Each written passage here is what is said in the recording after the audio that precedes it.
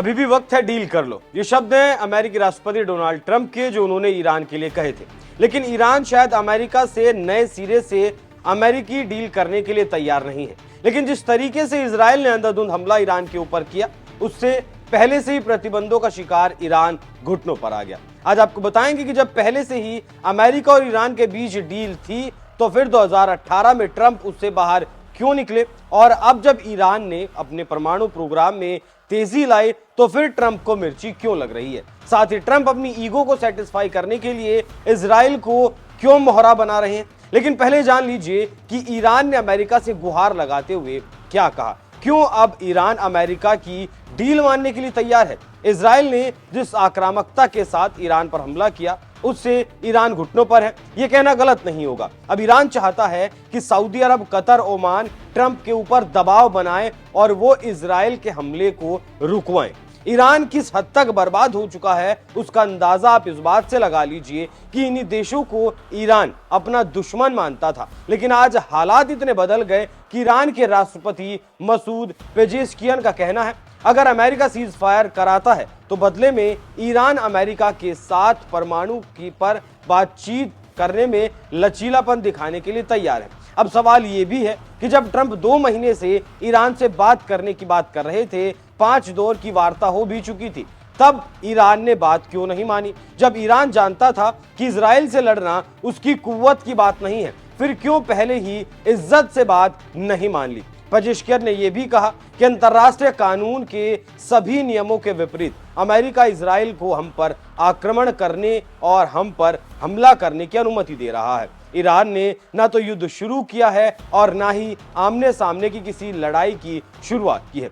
असल में अब सीधी सीधी लड़ाई लड़ने की स्थिति में नहीं है, वरना ख्वाब तो आप भी मुस्लिमों के सबसे बड़े नेता बनने के देखते हैं। और ये बात आज भी झलक गई। एक तरफ तो ईरान ट्रंप से गुहार लगा रहे हैं, दूसरी तरफ धमकी भी दे रहे हैं। और पेजेश्कियन का कहना है, अगर अमेरिका अपने सहयोगी इजराइल को नियंत्रण में नहीं रखता है तो ईरान को मजबूरन स्थिति को नई ऊंचाइयों तक ले जाना पड़ेगा। अब पता नहीं ईरान को ये बात समझ क्यों नहीं आ रही कि धमकी और गुहार दोनों एक साथ नहीं चल सकती। काम थोड़ा मुश्किल है। अब इस पूरी कहानी को समझाने के लिए इसकी शुरुआत को समझना बेहद जरूरी है, क्योंकि ईरान ने अपना परमाणु कार्यक्रम 1950 में शुरू कर दिया था, लेकिन वो इसमें कामयाब नहीं हो पाया और इसे रोक दिया। फिर उसके बाद 1980 के दौर में जब ईरान में सत्ता परिवर्तन हुआ, तो ईरान ने इस पर फिर से तेजी से काम करना शुरू किया। ये काम 1980 से 2003 तक चला भी। उस दौरान IAEA ने अपनी जांच में पाया कि ईरान ने परमाणु विस्फोट करने वाले हथियारों पर काम किया है, और इस प्रोजेक्ट का नाम था प्रोजेक्ट अमाद। अभी भी ईरान इसे चला रहा है, बंद नहीं किया है। भले ही दुनिया की आंख में धूल झोंकता वो रहा हो कि वो इस प्रोजेक्ट पर काम नहीं कर रहा है, लेकिन 1980 से लगातार वो इस काम को कर रहा है। अब थोड़ा आगे बढ़ते हैं और बराक ओबामा के वक्त में अगर पहुंचे, तो अमेरिका ने एक ईरान के साथ समझौता किया था, जिसे joint comprehensive plan of action JCPOA के रूप में जाना गया। इसमें 2015 में ईरान और P5+1 देशों के बीच हुआ एक ऐतिहासिक समझौता है। इस समझौते में अमेरिका, ब्रिटेन, फ्रांस, रूस, चीन और जर्मनी शामिल थे। इसका मुख्य उद्देश्य ईरान के परमाणु कार्यक्रमों को सीमित करना और यह सुनिश्चित करना था कि ईरान परमाणु हथियार विकसित ना कर सके। बदले में ईरान पर लगे आर्थिक प्रतिबंधों को हटाया जाएगा। अब यहां एक बहुत जरूरी बात समझ लीजिए कि इस समझौते में ईरान के परमाणु प्रोग्राम को रद्द करना शामिल नहीं था, बल्कि स्थगित करना शामिल था। इस समझौते में तय हुआ कि ईरान 2030 तक परमाणु विस्फोट के लिए काम नहीं करेगा, लेकिन परमाणु रिएक्टर बनाने की उसे छूट दी गई थी, जिसमें वो 3% तक यूरेनियम को एनरिच कर सकता था। लेकिन फिर सत्ता संभालते हैं डोनाल्ड ट्रंप और 2018 में वो अमेरिका को इस समझौते से बाहर निकाल लेते हैं और पूरी तरह से इस प्रोग्राम पर बैन लगाने की बात करते हैं और लालच के तौर पर प्रतिबंधों में कुछ छूट देने की भी बात करते हैं। लेकिन फिर अमेरिका में बाइडेन सरकार आती है और उन्हें कुछ समझ नहीं आता कि करना क्या है, तो ईरान के इस प्रोग्राम पर बहुत ज्यादा कुछ असर नहीं पड़ता। लेकिन जब बाइडेन बहुत ज्यादा सख्त कदम नहीं उठाते, तो ईरान बहुत तेजी से यूरेनियम को एनरिच करने का काम करता है। लेकिन बदकिस्मती से अमेरिका में फिर से ट्रंप आ जाते हैं और इजराइल ट्रंप के दिमाग में इस बात को फिट करने में कामयाब हो जाता है कि ईरान का परमाणु बम बना लेने से पूरा मिडिल ईस्ट अस्थिर हो जाएगा। क्योंकि एक तो पहले ही ईरान अपने प्रॉक्सी हमास, हिजबुल्लाह और हूतियों के दम पर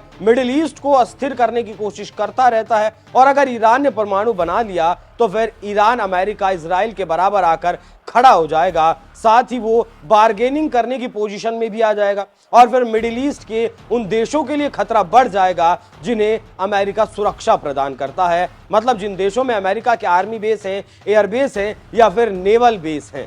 ये बात ट्रंप के दिमाग में आ जाती है और ट्रंप ईरान को एक डील ऑफर करते हैं कि ईरान अपना परमाणु प्रोग्राम जो है उसे बंद कर दे, बाकी अमेरिका तुम्हारे ऊपर से प्रतिबंध हटा लेगा। इस डील को मानने के लिए ईरान तैयार नहीं था। 60 दिन का वक्त अमेरिका ने ईरान को दिया था, 5 दौर की बैठक भी हुई, लेकिन ईरान ने नहीं माना और जैसे ही 60 दिन पूरे हुए अगले ही दिन ईरान पर इजराइल हमला कर देता है। हद तो तब हो जाती है जब अमेरिका कहता है कि इस हमले में हमारा हाथ नहीं था, लेकिन एक दिन बाद फिर अमेरिका कहता है कि डील कर लो वरना खत्म कर देंगे। और उसके बाद जो तबाही इजराइल ने ईरान में मचाई है उसी का नतीजा है कि ईरान अब घुट्टों पर है। एक और बात जो बराक और बाइडेन नहीं कर पाए वो भी ट्रंप करना चाहते हैं। मतलब जो ईरान के पास बैलिस्टिक मिसाइलों का जखीरा है जिससे वो इजराइल को तबाह कर सकता है, उसे भी ट्रंप अपने अंडर करना चाहते हैं, मतलब खत्म करना चाहते हैं। एक लाइन में अगर समझें तो ट्रंप ईरान को एक ऐसा देश बनाना चाहते हैं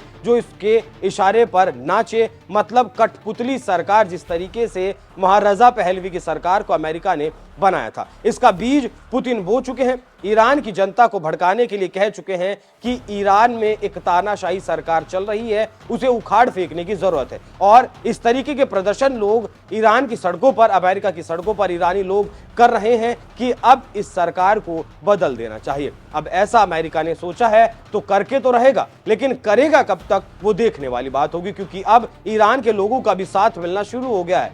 जब अब ईरान के पास परमाणु नहीं होगा, बैलिस्टिक मिसाइलें नहीं होंगी, तो ईरान की संप्रभुता खतरे में आएगी, जो कि मौजूदा सरकार नहीं चाहती। बाकी अमेरिका के इस कदम पर आप क्या सोचते हैं, अपनी राय हमें कमेंट कर जरूर बताइएगा। नमस्कार।